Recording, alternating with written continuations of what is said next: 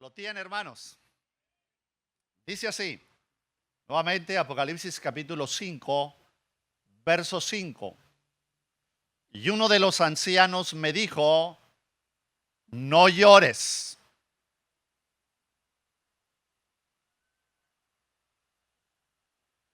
He aquí que el león de la tribu de Judá, la raíz de David, ha vencido. ¿Qué ha hecho Jesucristo, hermanos? Ha vencido para abrir el libro y desatar sus 7 sellos. Y miré y vi que en medio del trono y de los 4 seres vivientes y en medio de los ancianos estaba de pie un cordero, que estaba de pie, hermanos, en medio del trono celestial. Un cordero que había sido inmolado, estaba de pie, tenía 7 cuernos y 7 ojos, los cuales son los 7 espíritus de Dios enviados por toda la tierra. Todos los que han estudiado las profecías bíblicas, concretamente aquellas que tienen que ver con el futuro, es decir, la escatología bíblica, estamos de acuerdo que el tema de la revelación es el triunfo, la victoria final del Hijo de Dios. Habrá otros puntos donde podemos tener opiniones variadas, distintas.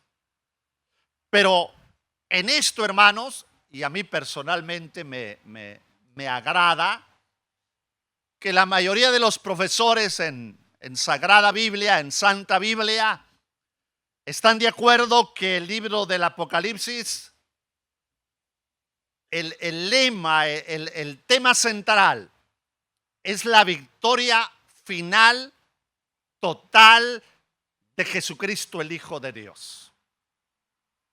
Y que el plan divino, a través de Cristo, el plan redentor de Dios, triunfó, prevaleció al fin de los tiempos. Así que, hermanos, podemos estar seguros de que somos vencedores, de que la iglesia es vencedora, de que la iglesia prevalecerá hasta el fin de las edades. Alguien llamó a esto el conflicto de los siglos entre el bien y el mal. Tal vez usted se ha preguntado, como otros más, ¿cuándo terminará esto? Bueno, hay un anuncio en la Biblia, que todo esto llegará hacia el fin y que el bien triunfará y que Jesucristo establecerá su victoria sobre toda la creación y que nunca más se levantará un adversario contra él o contra la humanidad. O sea, el diablo siempre lo fue y será ratificado como un perdedor. E irá a una condenación para siempre, donde nunca jamás saldrá para perseguir la humanidad o intentar un ataque, por así decirlo, contra Dios. Es interesante el libro de la Revelación. Hay múltiples declaraciones donde se identifica a Jesucristo como el vencedor. No un vencedor, el vencedor. Anoche le cité Apocalipsis 3:21, donde dice, el que venciere, le daré que se sienta conmigo en mi trono, así como yo he vencido y me he sentado en el trono de mi Padre. Jesucristo afirma que Él ha vencido. Alguien dirá, bueno, la consumación no está en su totalidad completa. Hermanos, la Biblia lo da por sentado. Ya da el resultado final de que Jesús triunfará. El verso que acabamos de leer dice que uno de los ancianos, anoche le hablé al respecto, que estaban alrededor del trono de Dios, cuando vio a Juan llorando. Interesante. ¿Por qué es que Juan, siendo trasladado al cielo, se quebranta? Por lo general se acepta que es cuando no se haya un vencedor para tomar aquel libro de la mano derecha del Dios Todopoderoso. Pero dice que en su llanto es interrumpido por uno de los ancianos y le dice, no llores. ¿Alguna vez ha llorado usted? ¿Alguna vez se ha quebrantado usted? ¿Alguna vez ha tenido una sensación de desesperanza? Yo hablé con una anciana hace unos 3 días y me dice, la semana pasada simplemente me senté a llorar. Ella hablaba de impotencia, de dolor en sus piernas, algo que a veces pone a prueba nuestra fe. Hermanos, los seres humanos acá en la tierra nos quebrantamos, lloramos. Tener fe no significa que no vamos a sentir dolor. Juan pues llora, pero uno de los ancianos le dice, no llores. He aquí, ahí está. Un cordero de pie como inmolado. Ese cordero, el mismo Juan lo escribió en el Evangelio. Cuando el Bautista estaba precisamente en el río Jordán bautizando la multitud. Y dice la Biblia que Juan dijo cuando vio venir a Jesús, he aquí, vean, ahí viene el Cordero de Dios que quita el pecado del mundo. El lenguaje para los judíos era entendible. Era el Cordero de la Pascua, era el Cordero del sacrificio. Ahora aparece allá en el cielo. Acá en la tierra dice la Biblia que como cordero fue llevado al matadero. Enmudeció y no abrió su boca. Se sometió al castigo eterno, a la crucifixión, a la muerte. Recuerda que lo hacía por ti y lo hacía por mí. Él murió como cordero, pero ahora aparece en la escena celestial. Y dice Juan que uno de los ancianos le dijo, ahí está. Y él volteó y lo vio. Pero hay varias características en ese texto que describen a este cordero vencedor. Número 1, está de pie. ¿Cómo está el cordero, hermanos? De pie. No está en la cruz. Por eso nosotros no tenemos crucifijos. Él estuvo en la cruz con vida aproximadamente 6 horas. No más. No era necesario. A él lo pusieron en el sepulcro y para que se cumpliesen las profecías, al tercer día resucitó. Y ahora aparece de pie. Si el Cordero está de pie, la iglesia estamos de pie. Tú estás de pie. Todos los que amamos a Dios estaremos de pie. Ahora dice que estaba inmolado. Eso significa cicatrizado. a los corderos en el sacrificio se les cortaba el cuello. Jesús también fue herido en su costado, fue herido en su frente, fue herido en sus manos, fue herido en sus pies, fue herido en su espalda. Dice la Biblia que cuando él llegó al cielo le preguntaron: ¿qué heridas son estas en tu cuerpo, en tus manos? Y él dijo: con ellas fui herido en casa de mis amigos. Él había sido crucificado y sus marcas están ahí. Cuando tú y yo lo veamos en gloria, lo reconoceremos y veremos sus marcas, sus cicatrices. De hecho, la humanidad pagana le verá cuando venga en gloria. Dice: y verán al que fue muerto y se harán lamento por haberle rechazado. Pero tú y yo, como los ancianos, nos postraremos ante él y cantaremos un canto de redención, de gratitud. El Cordero pues está de pie. Algo más.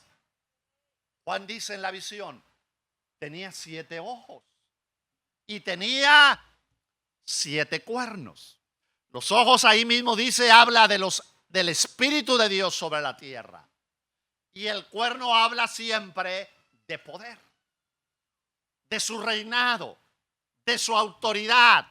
El hecho de que sea 7 significa que él tiene todo poder. Jesucristo es todopoderoso. Allá aparece, hermanos, así, de esa manera. Un día dijo a la iglesia: en este mundo tendréis aflicción, pero confiad, yo he vencido al mundo. Nuestra victoria radica en la victoria de Jesucristo. Dice que cuando Él venga, el mismo diablo y sus seguidores pelearán contra el Cordero. ¿Cuál es el resultado? El Cordero los vencerá. Siempre el Cordero sale vencedor.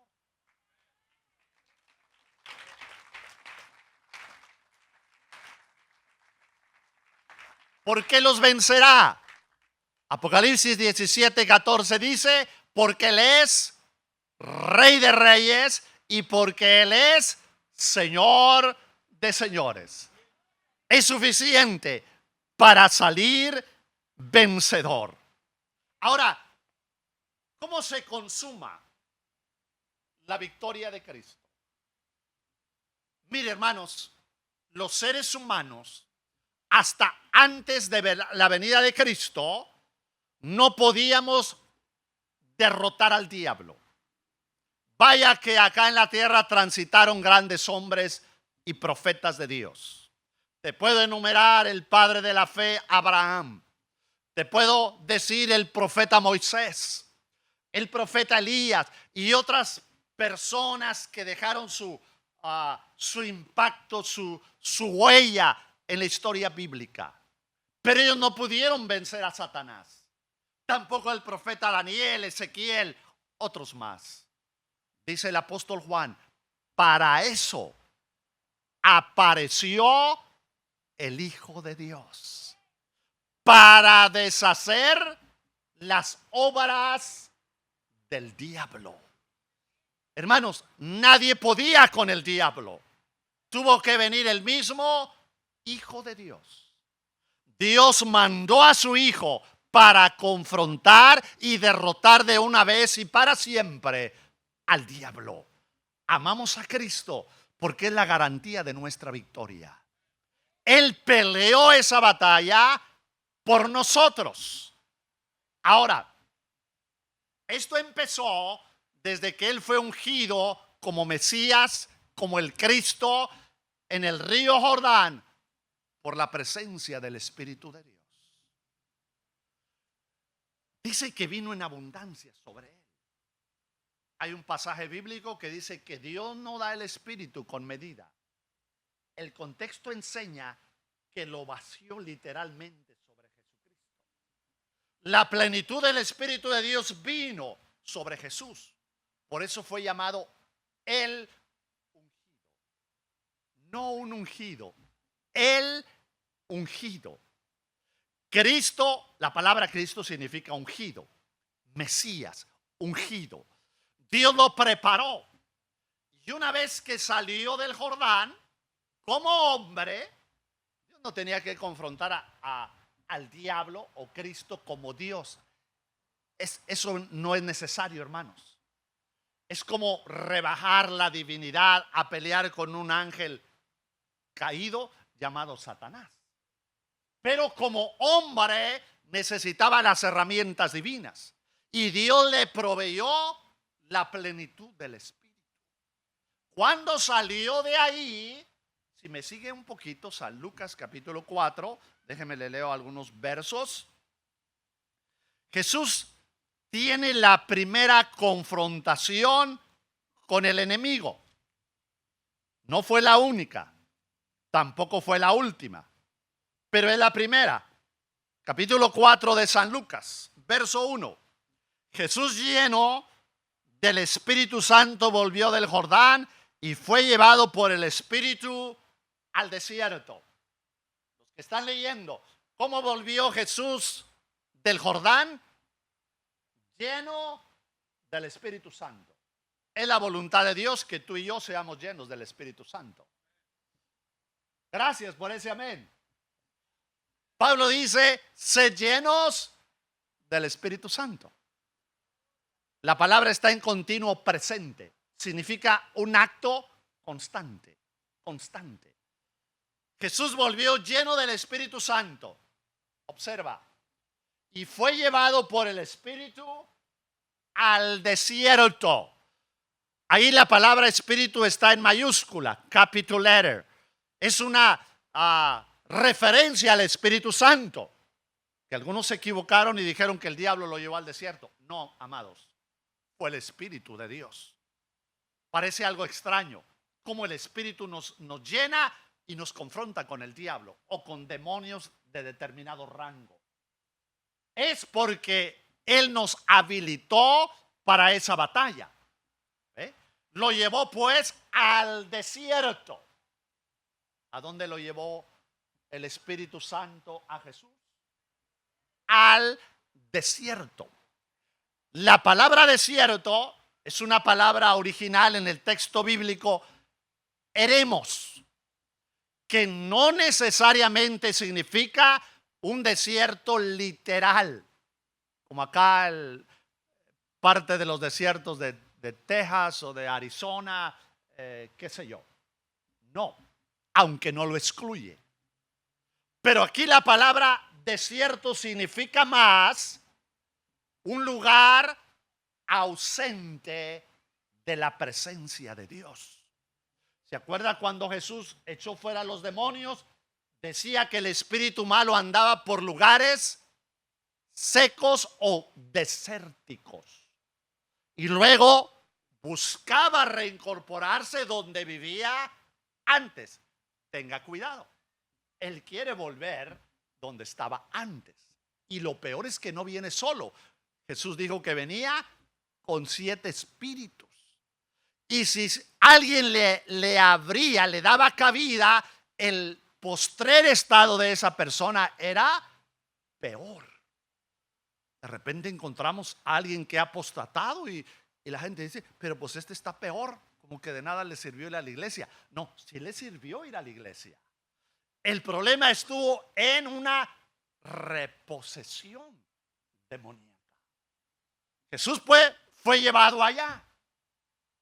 Ese lugar yo lo llamo así en mi manera de pensar o en la teología, en el enfoque que yo manejo. Ese lugar es como el headquarters de Satanás en la tierra. Como la oficina central, el comando gobernado, dirigido por Satanás. Porque Satanás, a diferencia de nuestro Dios, no es omnipresente. No puede estar y no está en todo lugar. ¿Se acuerda un día que Dios mismo le dijo a Satanás allá en Job capítulo 1, ¿de dónde vienes? Y Satanás se echó de cabeza y nos dijo uno de sus grandes problemas. Le dijo, vengo de rondar la tierra y andar por ella.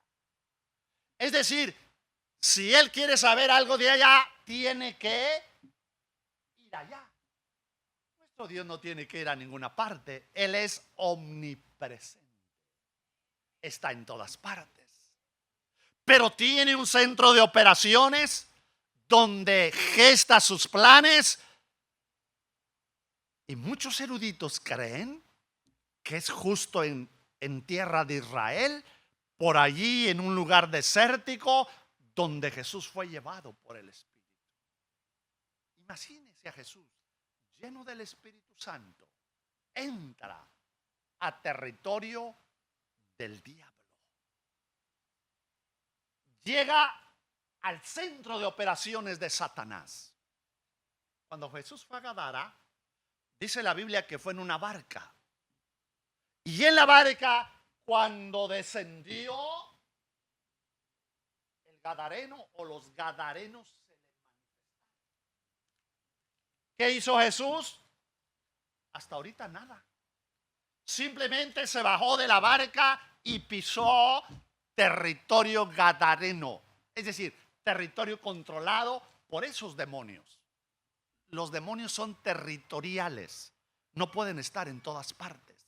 Por eso son asignados a áreas determinadas. Imagínense cuando Jesús pisa el desierto. Satanás, ¿qué pasa acá? Siente que alguien poderoso ha llegado donde nadie ha llegado. ¿Y qué dice el verso? Ahí el 1 y el 2. Fue llevado al desierto para ser tentado o probado. Otra versión dice para ser desafiado, para confrontar al máximo enemigo de Dios y de los hombres, a Satanás. Muchos profesores en Biblia creen que los humanos no confrontamos directamente al diablo, que eso es imposible. Por eso Dios mandó a su Hijo, sino que confrontamos a demonios de menos rango. Y ahí Dios lo permite para que nosotros vivamos la experiencia de la victoria del Hijo de Dios. Vino a él el tentador, pues, se le acercó. Ya traía su plan, su estrategia, sus misiles, sus ataques. Pero en cada uno de ellos Jesús lo iba derrotando. Se esperaba que el Hijo de Dios saliera vencedor. Déjenme leer un verso. Seguimos en Lucas 4. Ahora voy a ir al verso 13. Me gusta este verso. Es uno de mis favoritos cuando abordo un tema como este. Dice así, Lucas 4:13. Y cuando el diablo, la palabra diablo significa adversario, hubo acabado toda tentación, se apartó de él por un tiempo. ¿Qué pasó con el diablo? Se le acabaron las municiones. Acabó toda tentación. Agótelo usted también. Que se le acabe, que ya el diablo no hay con qué tirarle. A veces decimos así, ¿verdad? Este demonio no haya más que tirarme. Hermanos, se le van a acabar las municiones. Dice que acabó toda tentación. Lo que había escogido, lo que había seleccionado para atacar a Jesús, se le acabó. ¿Ve? Y luego dice la Biblia que se apartó de él por un tiempo. Eso nos da a entender que esta confrontación no fue la única. Lucas textualmente dice, se apartó de él por un tiempo. Y en la Biblia encontramos otras confrontaciones continuas, continuas. Pero permítame, ¿cómo va un derrotado? Piense, Satanás nunca había confrontado a alguien tan poderoso como el Hijo de Dios. Vamos a alegorizar un poco, use su mente. ¿Cómo camina un derrotado? Tal vez usted no sabe porque usted nunca ha sido derrotado. Pero algunos de nosotros a veces hemos sido estrujados, sacudidos por el diablo. No me va a decir que más de una vez usted no se metió a su recámara, se tiró a la cama, boca abajo, agarró la almohada, la puso encima y dijo, do not disturb. Nadie me moleste. Y no estábamos en un nivel espiritual muy de alto nivel. Hermanos, todos hemos sentido un revés de nuestro enemigo. El diablo, creo que iba, hermanos, cabizbajo, con la camisa de fuera, estrujado, despeinado, como caminan los derrotados. Cuando llegó al comando, quizás sus ángeles, que son millones, salieron a encontrarle y le preguntaron, ¿qué te ha pasado? What happened to you? ¿Qué te pasó? Él no podía ni hablar. Denme un poquito de agua, déjenme respirar, pero vamos a volver más fuerte. El diablo se engaña, es mentiroso. Todas las batallas las ha perdido. Pero vea lo opuesto. ¿Cómo regresó Jesús? Interesante. Hermanos, él fue llevado al desierto, al territorio del diablo.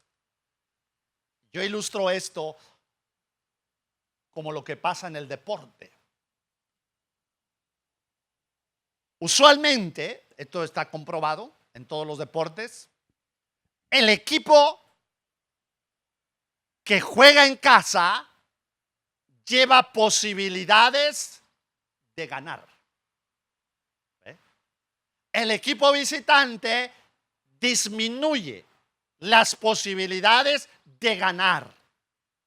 Por eso todos quieren jugar, pelear en casa. Jesús, para que no quedaran dudas, le dijo al diablo, vamos a librar esta batalla en tu cancha, con tu gente, en tu estadio, con tus cheerleaders y toda tu porra. Se las dio todas para que no quedara sombra de duda. Jesús, ¿cómo salió del estadio? Solito, solo lleno del Espíritu de Dios. Él dijo, puedo invocar una legión de ángeles que me vengan a servir. Pero esa no era la idea. La idea era que peleara solo. Porque nos estaba representando a ti y a mí individualmente. Por eso no tenemos excusa para no ser vencedores, amados. Porque la victoria de Cristo es más que suficiente y es a tu favor. Si no puedes, dile, Señor, necesito tu victoria. Peléalo por mí. ¿Cómo cree que salió Jesús del desierto? ¿Quiere leerlo conmigo? Vamos a leer ahí el verso.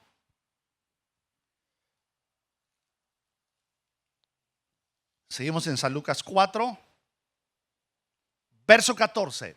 Y Jesús volvió en el poder del Espíritu a Galilea y se difundió su fama por toda la tierra alrededor. ¿Cómo fue llevado al desierto? Lleno del Espíritu. ¿Cómo salió del desierto? En el poder del Espíritu. Note que él no terminó cansado. A veces vemos el semblante de los hermanos. Le dije la otra noche que saludé a un pastor y le digo, ¿cómo estás, pastor? Bien, pero no le hace. Oye, ya no me diga más. Pastor, estoy fundido, me dijo uno. No, si se te ve. A veces caminamos. Ay, pastor, no he venido al culto porque ni el sol me calienta. ¿Verdad? Le estoy hablando frases mexicanas. Usted ponga la que va con su pueblo. Pero más o menos así. ¿Verdad? Cabizbajo. Derrotado. Este día no tuve humor ni de peinarme. Ni de vestirme. Y queremos dar una imagen así como de luto, como de derrota. Hermanos, Jesús caminó firme, victorioso. Anoche le dije, si le ha sido dada la corona de victoria, de vez en cuando simbólicamente acomódesela. Porque unos ya la tiraron por ahí. No, acomódesela. Usted es un vencedor. Camine como vencedor. Camine heredando la victoria del Hijo de Dios. Ahora, no fue la única confrontación. Hay muchas, no puedo ir por todas porque le hago vigilia y a lo mejor me quedo solo. Unos ya se fueron allá más lejos. Pero gracias por los que están aquí todavía. Mire, la última, esa fue la primera, la que ratificó y consumó la victoria de Jesucristo fue cuando Él fue llevado a la cruz. La Biblia dice que fue crucificado en debilidad, pero fue resucitado en el poder del Espíritu de Dios. Jesús confronta al diablo y yo creo que el diablo ahí dijo, si me la ha hecho estos 3 años, esta no. El diablo es terco, hermanos. Usted lo sabe. Va, pero no se da por vencido. Va a remachar, va a organizarse, va a hacer un planteamiento donde él calcula que lo puede derrotar, que puede derrotar a la iglesia y a una congregación en particular. Desafortunadamente, muchas veces él ha tenido éxito. Pero gracias a Dios que no lo ha tenido y espero nunca lo tenga con usted ni conmigo. Entonces, hermanos, fue al Calvario. Quiero que lea conmigo porque esto no se lo voy a decir de memoria. Quiero que lo lea para que se lo lleve. Colosenses, capítulo 2. Le voy a leer ahí 2 versos o a lo más 3. Colosenses 2, 13.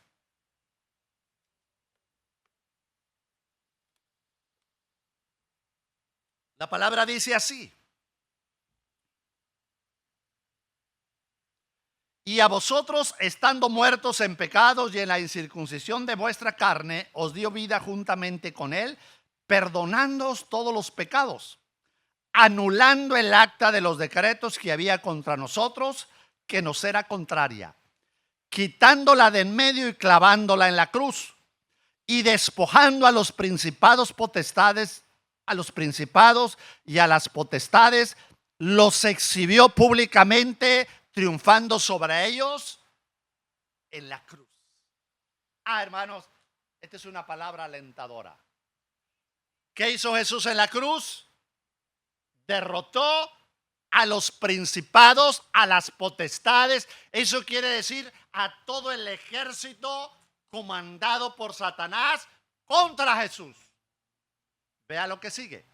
No solo los venció, sino los despojó y también dice la Biblia ahí, los exhibió públicamente. Qué interesante.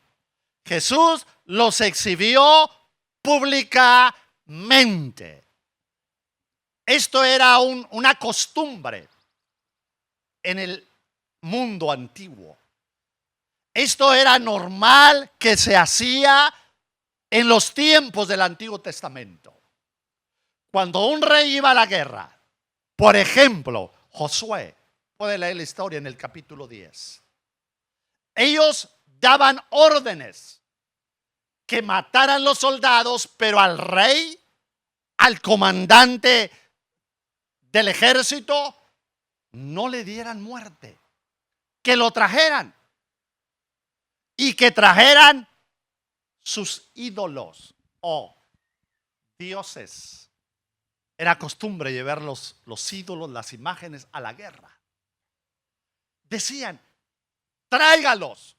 Los montaban en un carruaje, en una carreta antigua, y allí ponían todos los despojos: oro, plata, riquezas, los famosos ídolos, y a los reyes los ataban y los llevaban, algo así, y los exhibían por la plaza, los exhibían por la calle.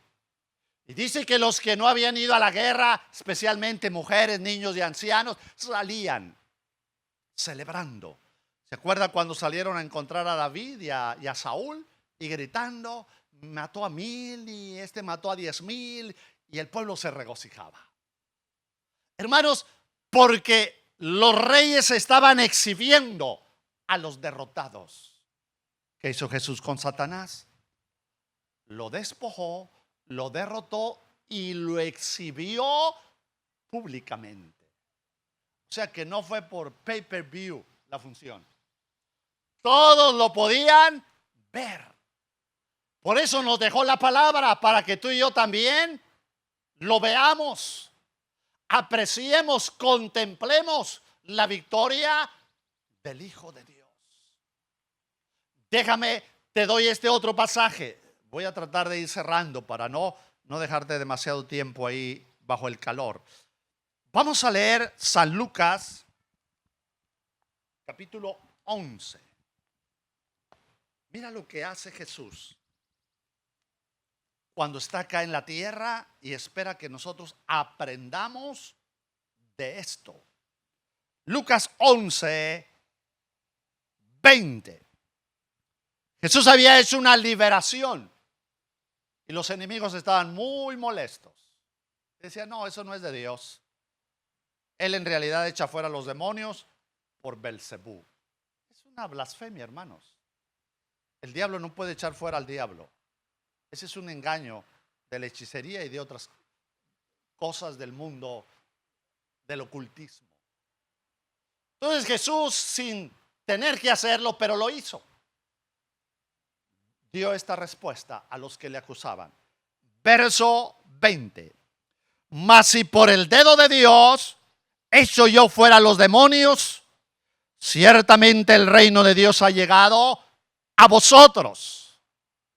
¿Qué necesitó Jesús para echar fuera los demonios?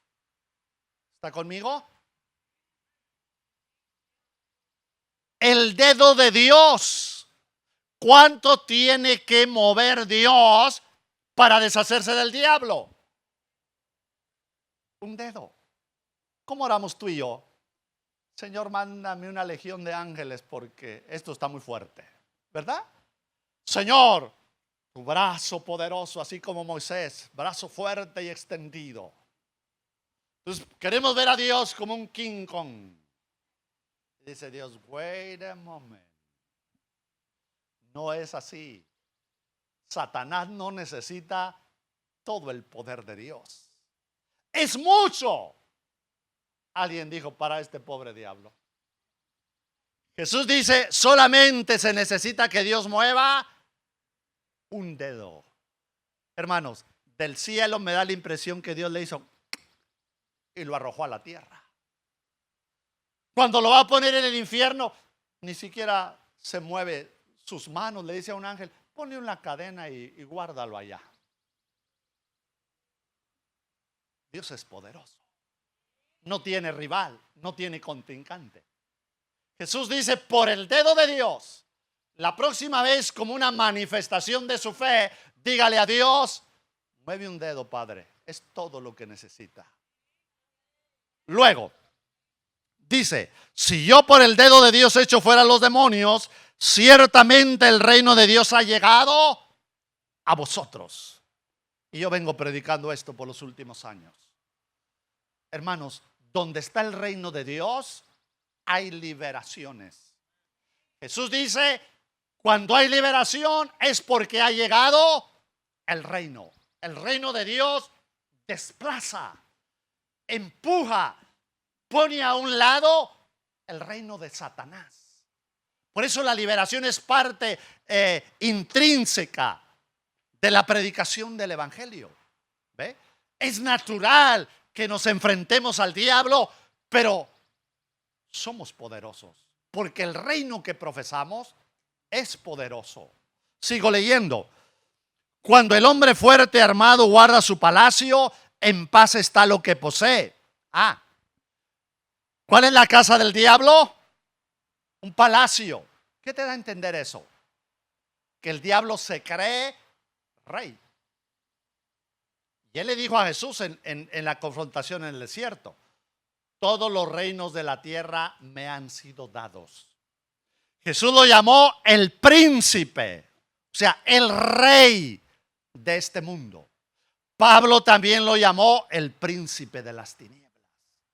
Entonces Satanás es como un rey. Yo espero que usted no tenga ese rey sobre su vida. ¿Tiene al rey de reyes o tiene al rey de las tinieblas? No hay puntos medios. No se me quede serio. Esa es una verdad bíblica. ¿Ve? Él dice que tiene un palacio. Satanás tiene un palacio. Pero ese palacio está shaking. Se está tambaleando. Está temblando porque está a punto de caerse. Ahora, dice Jesús que es un hombre fuerte, así dice su Biblia. O sea, Satanás es cosa seria. A la par de los seres humanos es fuerte. Y usted ya sabe esto porque Satanás golpea duro. Pero hay alguien más poderoso que es Cristo Jesús. Luego, seguimos leyendo 11:22. Pero cuando viene otro más fuerte que él y lo vence, le quita todas sus armas en que confiaba y reparte el botín. ¿Quién apareció en la cena, hermanos? Uno más fuerte que él. ¿Quién será, hermanos? Hoy hay muchos que dicen que él es el fuerte. No, mis amados. Ese más fuerte que vino es Jesucristo, el Hijo de Dios. Para eso le dije, apareció el Hijo de Dios, el todopoderoso Señor Jesucristo, el vencedor. Dice, viene uno más fuerte que él. ¿Y qué hace? Lo vence. Jesucristo lo venció. Por eso dijo un día, en este mundo tendréis aflicción, pero confiad, yo he vencido al mundo, a Satanás. Le quita todas sus armas en que confiaba y reparte el botín. Ya le leí Colosenses 2, donde Jesús lo despojó y lo exhibió públicamente. Permítame una ilustración. Hace 24 años, justo en la primavera del año 2000, precisamente yo estaba predicando en Santa Ana, República del Salvador. Si hay uno de Santa Ana por ahí. Yo estaba predicando y fue un tiempo glorioso, hermanos. En ese año yo regresé a Texas, a San Antonio. Y había puesto la aplicación para comprar una casa. Gracias a Dios, en esa primavera me otorgaron el crédito. Mis hijos, estoy hablando 24 años, básicamente eran pequeños. Tres hombres.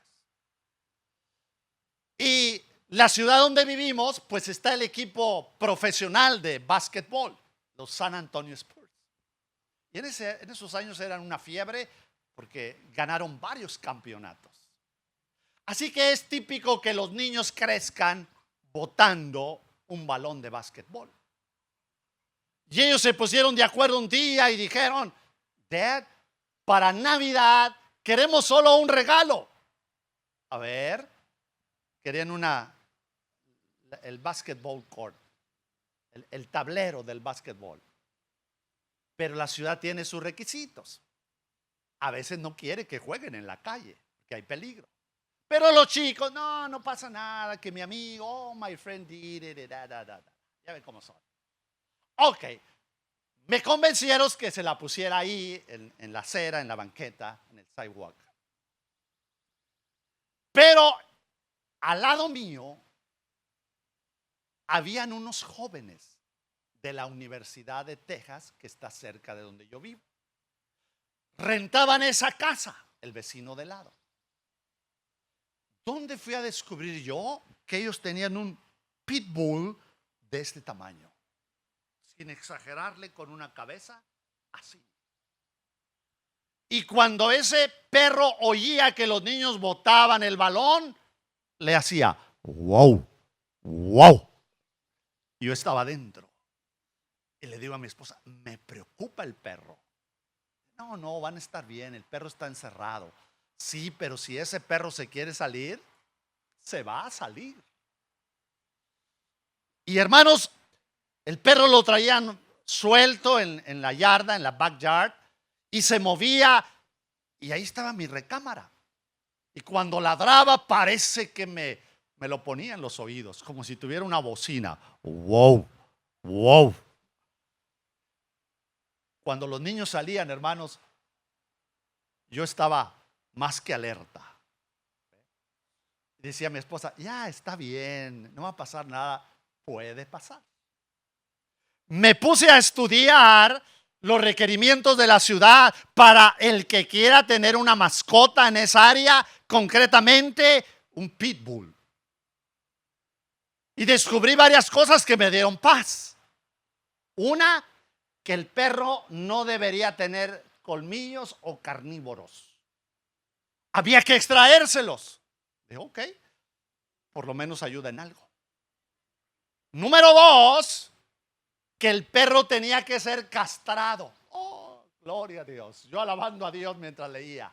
Dije: ese perro pasó por todo el proceso. I'm sorry, perro. Entonces puse más cuidado cuando ladraba. Al principio me parecía que el perro estaba wow, wow. Y ahora lo veía más detenidamente en base a lo que había leído. Y decía: este perro lo castraron. Y este perro en realidad no le hace wow, le hace wow, wow. Le faltaban dientes. Oh, I feel better. Me sentí aliviado. Y le dije: Señor, gracias. Como quiera, tengan cuidado con el perro. Y yo dije: así le pasó a Satanás. Dice la Biblia, le quitó las armas en que confiaba. La otra vez que lo vea como león rugiente viniendo hacia usted, dígale: I'm sorry. Dicen los costarricenses: es la pura apariencia, ¿verdad? Es la pura imagen. Las armas le fueron quitadas por Jesús en la cruz. O sea que es un enemigo desarmado. Y si armado no pudo vencer, desarmado menos lo hará. Y luego dice: reparte el botín. Concluyo. ¿Quién es el vencedor? Jesucristo.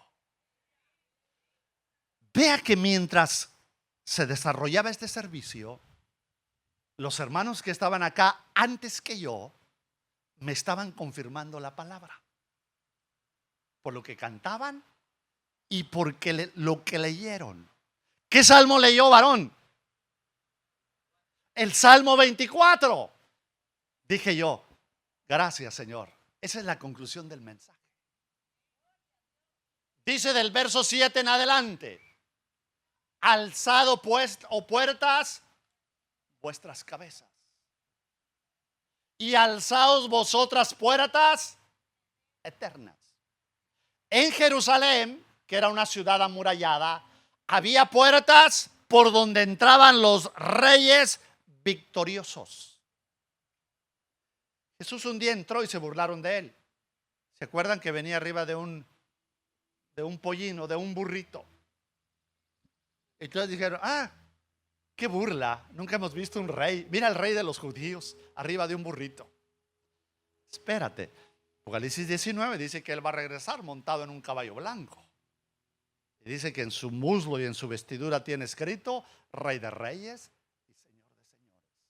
Pero el Salmo 24 es una profecía mesiánica. Y dice, alzaos vosotras puertas eternas. Esas antiguas portones se abrían de abajo hacia arriba.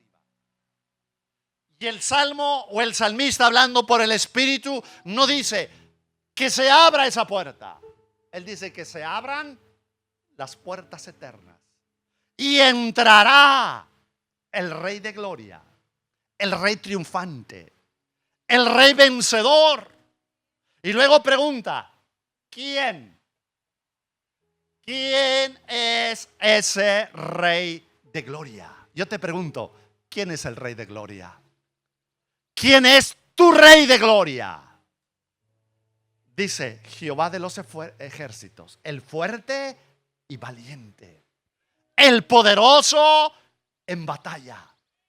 ¿Cómo cree que regresó Jesús al cielo después de haber vencido a Satanás? Hermanos, toda la corte celestial, millones y millones de ángeles en todas sus jerarquías, ángeles, arcángeles, serafines, querubines, etcétera, y Dios mismo salieron a encontrar al Hijo de Dios. Venía con sus heridas, con sus cicatrices, pero venía vencedor. Regresó al cielo triunfante. Nunca perdió una batalla. Iglesia, somos vencedores. Estamos aquí porque Él ha vencido. De vez en cuando salude a un hermano y dígale, buenos días, vencedor. La Biblia te llamó vencedor. Ya ve que en inglés se usa la palabra loser. He's a loser. Este es un perdedor.